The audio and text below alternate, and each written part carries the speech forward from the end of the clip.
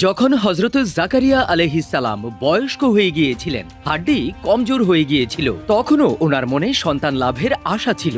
যদিও ওনার স্ত্রী ছিলেন বানজা, অর্থাৎ কোনো সময় সন্তান জন্ম দিতে পারবেন না। এরপর আল্লাহ তাআলার মুজিজায় কিভাবে হযরত ইয়াহিয়া আলাইহিস সালামের মতো নেক সন্তান দান করেছেন। এটা ওই সময়ের কথা যখন হযরত জাকারিয়া আলাইহিস সালাম বাইতুল মুকাদ্দাস মসজিদের দায়িত্বে ছিলেন ও ইমামতি করতেন। ওনার মৃত্যুর পর আল্লাহর দ্বীন ও ইসলামের কাজ কে করবে এ নিয়ে খুবই চিন্তায় থাকতেন। ওনার স্ত্রী ছিলেন বয়স্ক আর বানজা। একদিন তিনি খোলা আকাশের নিচে দুই হাত তুলে আল্লাহর কাছে দোয়া করলেন। কিছুক্ষণের মধ্যেই হযরত মরিয়ম আলাইহিস সালাম কিছু ফল নিয়ে হাজির হলেন, গরম আপেল আর ঠান্ডা আঙ্গুর।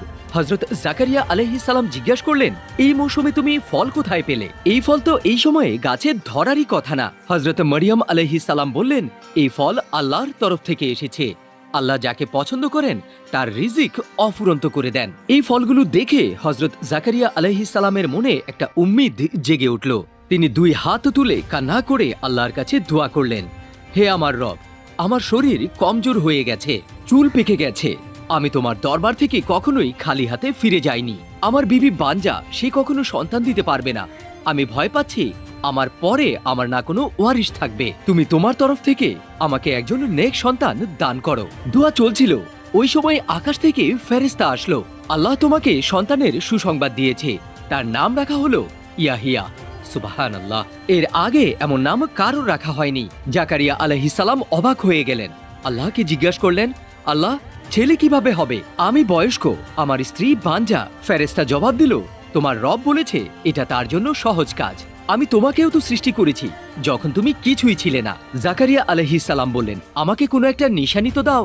আল্লাহ বলেন, তোমার নিদর্শন হবে এটা, তুমি 3 দিন পর্যন্ত মানুষের সাথে কথা বলতে পারবে না, শুধু ইশারায় কথা বলবে। তোমার রবকে অনেক বেশি স্মরণ করো, তাসবিহ পড়তে থাকো। পরবর্তী 3 দিন পর্যন্ত জাকারিয়া আলাইহিস সালাম মানুষের সাথে চাইলেও কথা বলতে পারছিলেন না, শুধু ইশারায় কথা বলতেন। কিন্তু আল্লাহর জিকির, তাসবিহ ও দোয়া বরাবর করছিলেন।